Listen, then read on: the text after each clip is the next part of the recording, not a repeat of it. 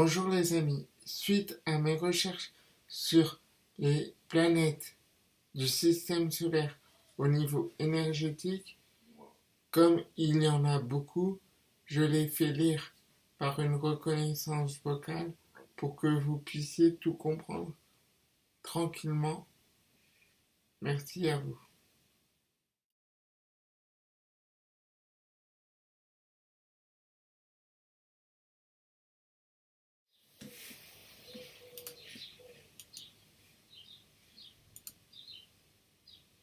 Lune. En ésotérisme, ce satellite de la Terre est considéré comme une planète à part entière. On le met en lien avec la Terre, Vénus et Saturne, corps céleste de rayons mauve ou blanc ou argenté, connu sous le nom mystique de Shad-e-el-Kai, Shad-e-el-Kig. Elle produit l'attraction par la couleur puce, brun-roux, et la répulsion par la couleur bleu azuré. Résidence de Jéhovah et des anges, on l'appelle la maîtresse de la poussée spirituelle, transfiguration spirituelle, ou des illusions, selon qu'elle est bien ou mal aspectée. D'après la Kabbale, elle est une création de Tav, l'étoile de vérité, pour éclairer, à l'arrivée de la nuit, la surface de la Terre. Cet astre, lié à l'eau, éclaire l'inconscient et les émotions. Il révèle le labyrinthe, en accentuant les contrastes. Quand il brille de tout son éclat, il reflète la lumière du soleil qui a traversé le filtre du psychisme, révélant les illusions qui dorment dans les profondeurs personnelles, permettant d'accroître la conscience. Ainsi, miroir du soleil, la lune est son don d'amour, le satellite naturel de la Terre éclairé par le soleil,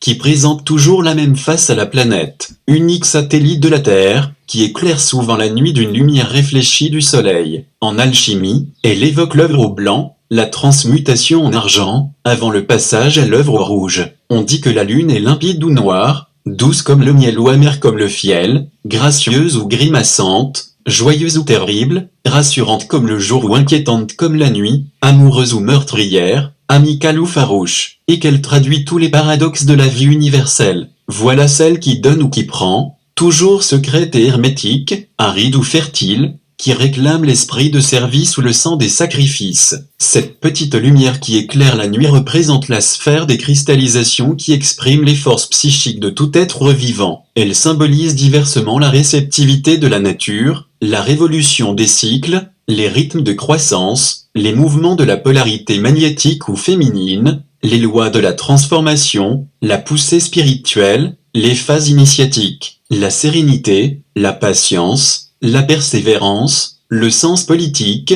les relations publiques, l'imagination, l'inspiration, la finesse, le sens artistique, la sentimentalité, l'esprit romanesque, l'héroïcité par contagion, l'aide et le bien-être, la victoire des causes justes, la popularité, la célébrité, la notoriété, le vœu d'accomplir des hauts faits, le mariage heureux, la fécondité féminine, l'amour individualiste dirigé vers les autres, l'amabilité, la gentillesse, la vérité à la portée de la main, la protection dans les conflits, le cercle des amis et de la famille, le respect des conventions et des institutions, le succès, le silence, l'intériorisation, les valeurs traditionnelles, l'art de la transmutation des métaux, la générosité de la nature, la faveur des êtres éclairés ou puissants sans avoir à lever le petit doigt, la vie dans une ambiance de fête ou dans un univers d'harmonie où tout est à sa place, la gérance du cadre de vie et des circonstances, la rencontre de gens qui connaissent la vérité, l'attraction des livres dont la lecture est essentielle, la gestation, la fraîcheur apaisante, l'intuition, la froideur, le mystère du miroir céleste, la sensibilité, le rêve, l'exagération, la vision subtile, les chimères ou les illusions, le réservoir du savoir et de la sagesse, la périodicité, le renouvellement, les rythmes biologiques, l'inconscient, la croissance indirecte, la beauté, le réceptacle des germes de la renaissance, la coupe de la boisson d'immortalité, l'aboutissement de la voie des ancêtres, l'inertie, l'apathie, la paresse, la licence sexuelle, le guide dans la nuit, l'humidité, le subconscient, la versatilité, l'univers affectif, les fantasmes, l'esprit de bohème, l'esprit d'aventure, le vagabondage, le caprice, la fantaisie, la créativité humaine, la limite ou l'espace défini, les mouvements viscéraux, la tendresse maternelle, la pureté idéale, les alternances de la vie. Cette longue énumération des propriétés ou des potentialités lunaires, encore incomplète malgré son étalement, ne révèle-t-elle pas l'importance prépondérance de la Lune, avec le Soleil, sur la nature et les êtres humains, ne contribue-t-elle pas à faire comprendre le sens mystérieux qu'on lui attribue? Pour la résumer, ce qu'il importe de retenir, c'est que la Lune émet l'énergie dite féminine, magnétique, passive, réceptive, accueillante, attractive, qui, en excès, peut devenir régressive et involuante. Parce qu'elle densifie et cristallise les formes subtiles, elle voile une forme pensée puissante et ancienne tantôt reliée à Vulcain tantôt à Uranus, image de la mère cosmique, d'une lumière supérieure à celle qu'elle répand et qui se voile pour mieux révéler ou mettre en évidence les effets du soleil, elle figure le principe initiatique et intuitif du principe féminin. Elle résume la loi du devenir cyclique ou de la variation périodique. Elle dévoile la beauté et la lumière qui subsistent dans l'immensité des ténèbres. Elle identifie la connaissance réfléchie ou par reflet, la connaissance indirecte, discursive, progressive, froide, donc rationnelle, théorique, conceptuelle. C'est la reine des cieux qui règne sur la pluie, les eaux, la mer et les vents, la patronne des accouchements physiques, psychiques et spirituels, révélant la puissance fécondante de la vie et la fertilité de la nature. Elle donne l'image de la femme cosmique, passive, réceptive, instable, transitoire, influençable. On la relie spontanément à la naissance des formes et des enfants, à la vie infantile, archaïque, végétative, artistique, animique du psychisme ou à la zone nocturne, inconsciente, crépusculaire des pulsions instinctives. Elle éclaire la part de la primarité et de la primitivité qui sommeille en chacun, vivace encore dans le sommeil, sous forme des songes et des rêves, comme vivace dans les états intermédiaires, sous forme des visions ou des hallucinations. Elle exprime la régente céleste qui modèle la sensibilité profonde, moins la sensibilité des sens que cette sensibilité de l'âme, de l'être intime, qui se livre aux enchantements de son monde ou de son jardin secret, de l'impalpable chanson de l'anima, réfugié dans le paradis de son enfance, replié dans son chez-soi, blotti dans le sommeil de la vie ou livré à l'ivresse de l'instinct, abandonné à la transe du frisson vital qui emporte et ravit l'âme capricieuse. Cette dernière phrase exprime comment un mystique a perçu son activité et son influence, astre de la génération et de la manifestation de la vie dans le monde transitoire, image de la mère universelle.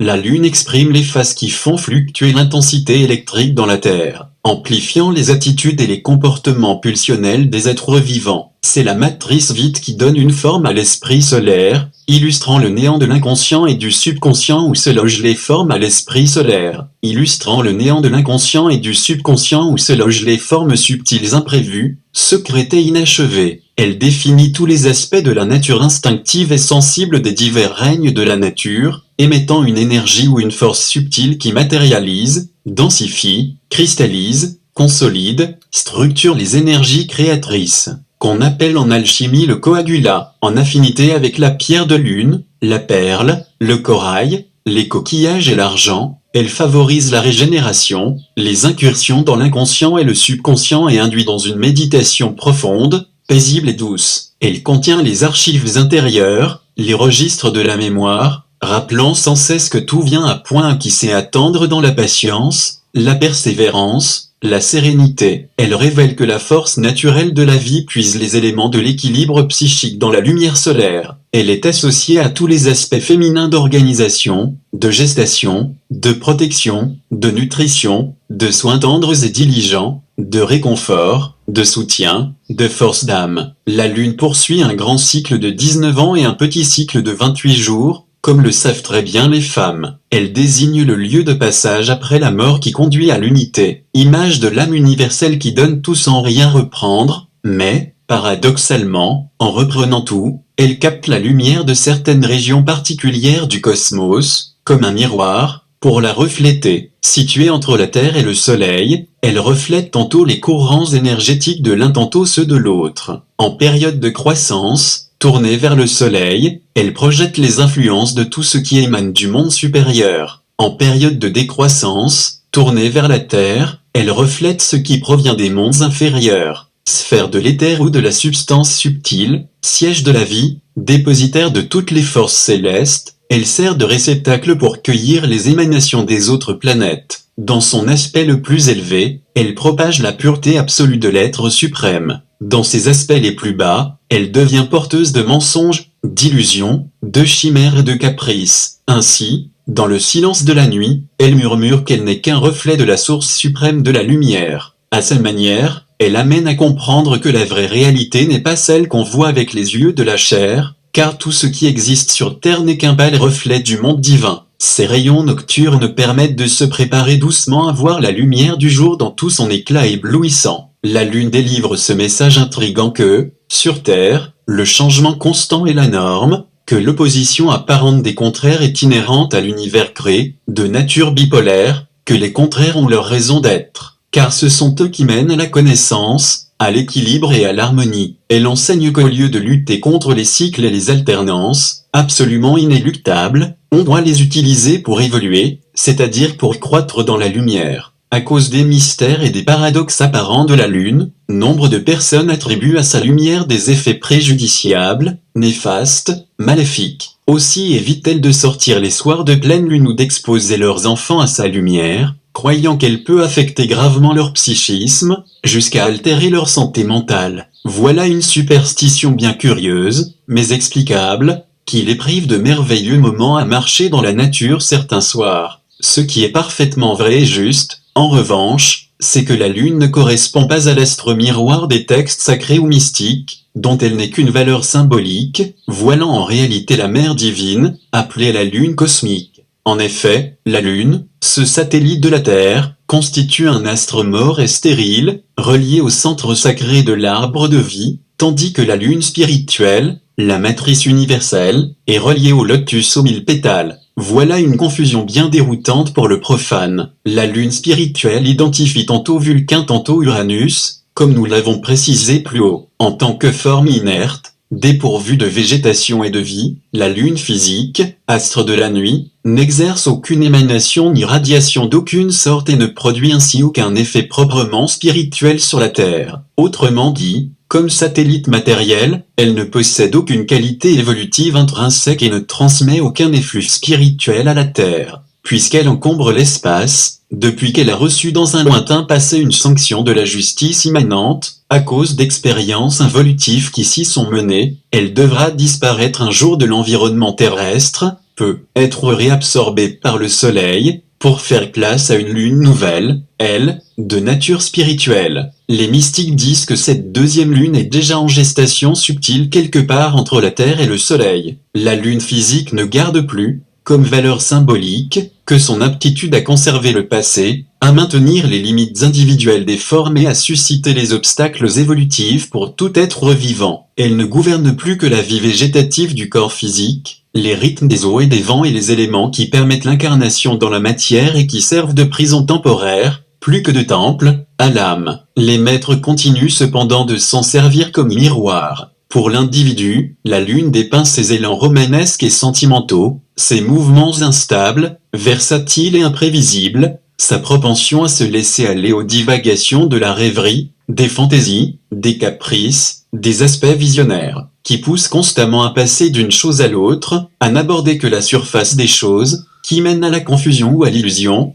qui l'amènent à se laisser déranger par les conditions environnantes. La lune favorise la réalisation des projets déjà formés, des voyages courts, rapides d'importance immédiate, assurant notamment la protection lors de voyages en avion et en bateau, les relations avec le public, les changements de résidence, le domaine de la politique, les mondes du spectacle, des conférences et des représentations. Elle régit tout ce qui est provisoire et éphémère, inculquant la compréhension de ce qui est contingent, relatif, aléatoire. Elle aide à comprendre le sens du renoncement. Elle aide à équilibrer les aspects de la polarité et les contextes électromagnétiques. Elle facilite la maîtrise de la dualité. Elle révèle les changements imprévus qui se trament ou sur les mouvements des choses, pouvant aider à déceler les pièges, traquenards, embûches, guet-apens, machinations, tractations secrètes. Elle donne la connaissance profonde des éléments importants et profonds d'une situation. Elle confère la clairvoyance dans la direction de sa vie. Elle améliore l'équilibre psychique, elle favorise l'égalité d'humeur, stabilisant notamment l'humeur féminine, elle augmente l'amour des enfants et elle rend le commerce avec autrui plus facile et amène, renforçant l'esprit de concession. Elle permet la communication avec la grande gardienne des atomes germes. Elle développe le goût du confort et du bien-être, le sens de l'hygiène, l'imagination. Elle suscite les fantasmes du monde intérieur. Elle accroît l'affirmation de la personnalité et aide à mousser les intérêts personnels. Elle intervient dans la maîtrise des facteurs fondamentaux de la fertilité, de la croissance et de la gestation. Elle conduit vers une retraite solitaire où on peut s'accomplir en marge du monde. Elle incline vers le calme, la tranquillité, la sérénité. Elle apporte tout ce qui satisfait légitimement les sens. Elle améliore la sensibilité, rendant plus sensitif et réceptif. Elle rend plus versatile afin de mieux comprendre tous les points de vue. Elle sert à contrer l'usure du temps et à prolonger l'usage des choses. Elle attire une vie familiale heureuse vers la fin de la vie. Elle règle le passage des ânes des rives de l'éternité au monde concret, pouvant supporter l'attraction d'une âne d'un développement supérieur dans le processus de la procréation. Miroir du soleil, elle agit sur la gaine des nerfs, sur le grand sympathique et sur la lymphe du corps et elle améliore les processus de la vie végétative. Un contact prolongé avec cet astre, surtout en période néfaste,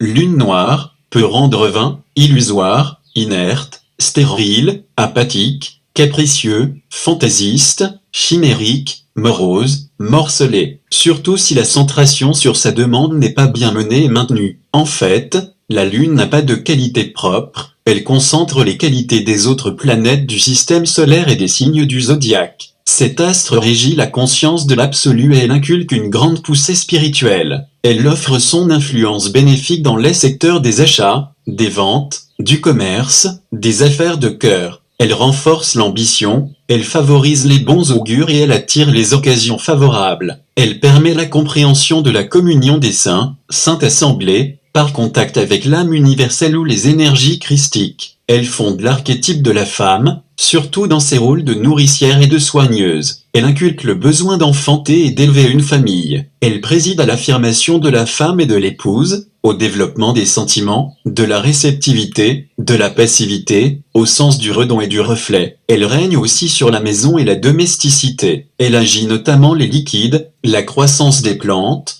la fertilité et la gestation. Elle offre son aide dans l'entretien des animaux et des plantes. Elle incline vers les carrières dans les domaines de la représentation de commerce, d'agence électorale, d'occupation domestique, de commerce des liquides et des produits chimiques, du domaine maritime et de la navigation, d'assistance sociale, d'aide matrimoniale, des besoins généraux, des commodités de la vie quotidienne, des activités de groupe, de création collective, de travail d'organisation ou de collaboration, de médecine et de soins, d'occupations intellectuelles sans continuité, de culture éphémère, de plaisir et de divertissement. Elle régit encore les domaines du commis voyageur, du cuisinier, du journaliste, du rédacteur et du courriériste du cœur, tout travail littéraire, du conseiller ou du confident, du pédagogue et du psychologue, de la gestion des hôtels, auberges et pensions. Elle renforce le courage personnel, l'esprit d'endurance, persévérance, et la confiance en soi. Elle améliore les talents d'exécution, surtout elle aide à mieux exprimer son être. Elle incline vers l'écologie et elle améliore la qualité de l'environnement. Elle intervient dans l'attraction des femmes, pour un homme, et elle amenuise le pouvoir viril, pour les attaques contre la femme. Elle aide à tirer des éléments chaotiques de l'inconscient. Elle assiste le développement de la naissance à 21 ans. Elle développe les facultés extrasensorielles. Elle ouvre brièvement à la nouveauté et favorise les relations nouvelles. Elle développe la sincérité, le sens pratique et l'objectivité. Elle améliore la sociabilité. Elle ravive les souvenirs de l'enfance et elle donne des songes clairs. Elle améliore les activités de la vie nocturne. Elle améliore la transition entre les cycles et aide à comprendre les incessantes transmutations. En excès, elle peut rendre naïf, exagérément candide ou crédule, fort docile, infantile ou puéril, trop sensible et sentimental, puissamment émotif, envieux et jaloux, lancé dans des occupations stériles. Lune asservie, elle évoque la décroissance de cet astre qui, alors dominé, reflète les énergies et les influences des mondes inférieurs. Il s'agit de la coupe inversée du ciel. Lune bleue, elle dépeint les qualités féminines, compréhension, organisation, clémence, harmonie de groupe,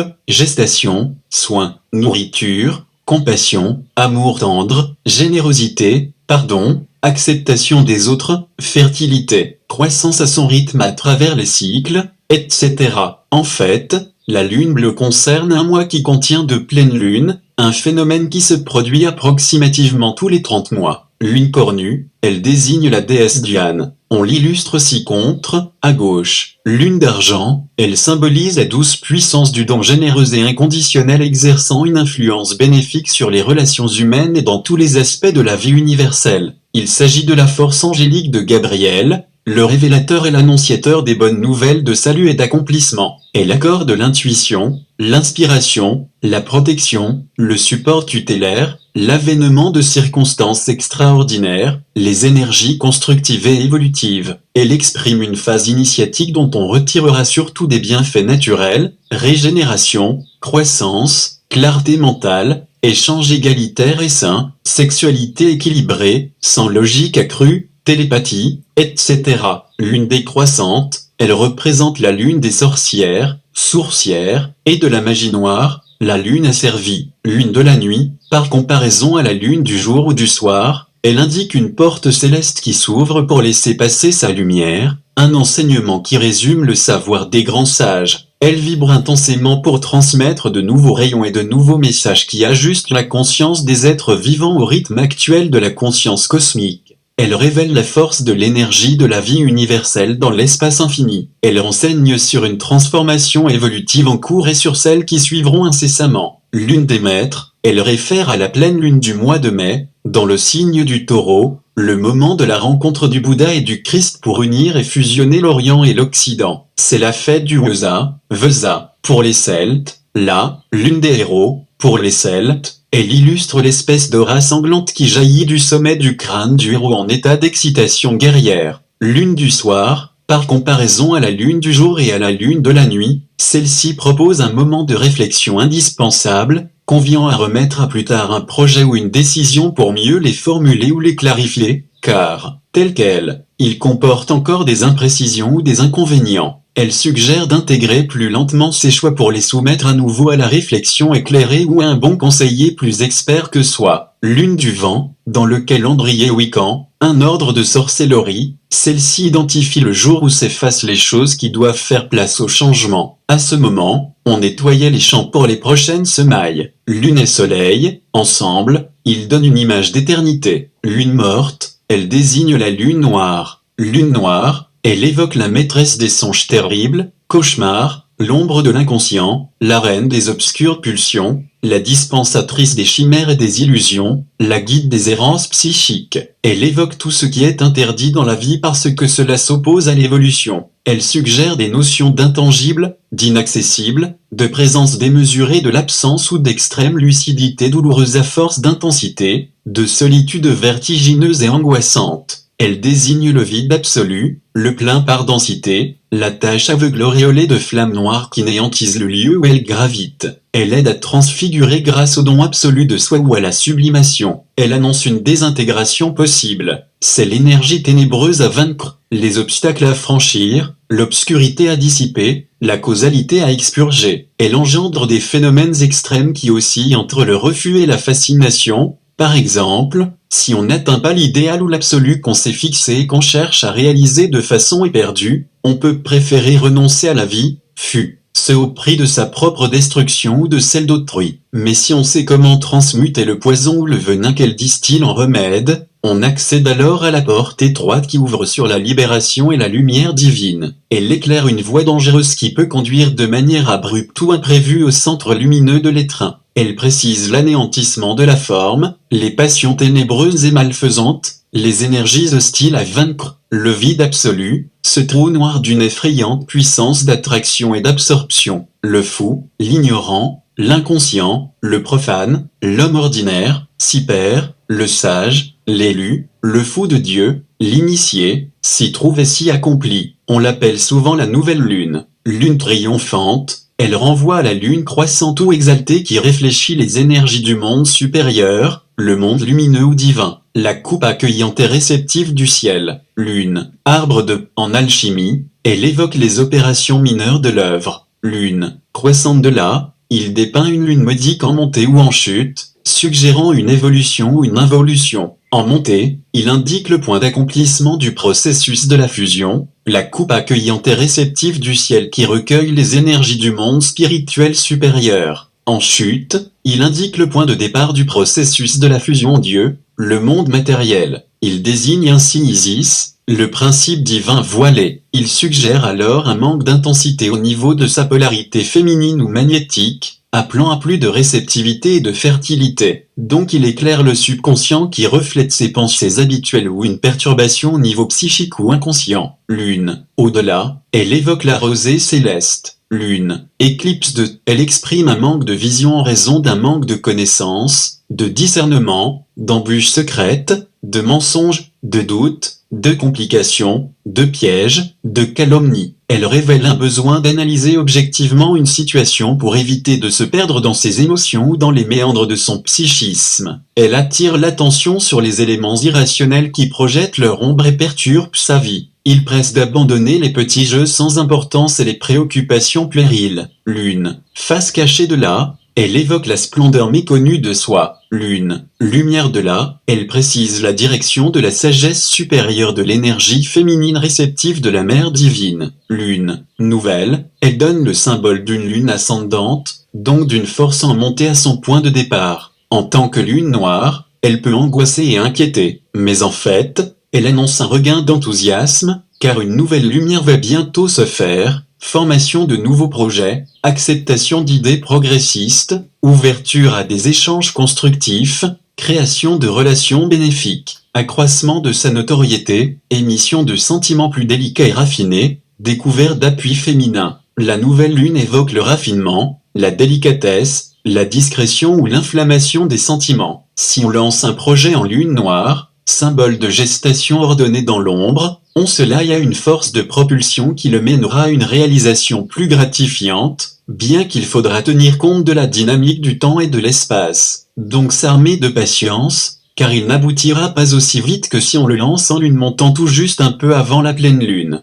À ce propos, on devrait semer les plantes à racines ou à tubercules souterrains en lune descendante et les plantes à feuillage comestible en lune montante. La nouvelle lune correspond à la phase dans laquelle cet astre se trouve placé entre le soleil et la terre et devient invisible parce qu'elle présente sa partie sombre. Elle marque la période d'intériorisation pour visiter ces secteurs cachés. Elle porte la semence d'un nouveau départ ou d'un nouveau commencement. Elle exprime l'union intime du soleil et de la lune. Lune, pleine. Elle réfère à la phase dans laquelle cet astre se trouve à l'opposé du soleil, par rapport à la Terre, présentant alors son hémisphère éclairé sous la forme d'un disque entier. Elle engendre une bulle dans le champ magnétique de la Terre, d'où elle exacerbe les élans émotionnels et les pulsions inconscientes. Elle engendre une grande force subtile qui amplifie les bons et les mauvais aspects du comportement pour aider à prendre conscience de ce qu'il faut retenir et bannir de sa conscience. Si on profite de ce moment pour s'investir de façon créative et constructive dans son évolution, tout tournera graduellement à son avantage. Il faut savoir orienter ses influences naturellement puissantes et bénéfiques pour dissoudre ses ténèbres psychiques, transmuter sa sensibilité et illuminer son mental. La pleine lune confère une puissante poussée spirituelle et elle augmente spontanément son potentiel de perception et d'intuition. En elle-même, elle exprime ce qui doit croître, se rendre à terme, se finaliser, aboutir à son accomplissement, parvenir à sa conclusion, atteindre sa perfection dans chaque être. Elle donne un gage de plénitude. Elle renforce les grands rêves de l'humanité, accroît la puissance de l'imagination, affine les sentiments profonds,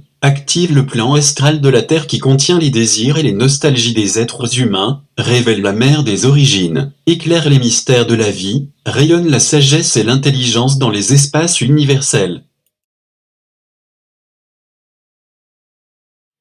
Si tu as aimé mes vidéos, n'hésite pas à mettre un pouce bleu, à partager ou tout simplement à t'inscrire sur ma chaîne pour voir mes prochaines vidéos. Allez, à bientôt!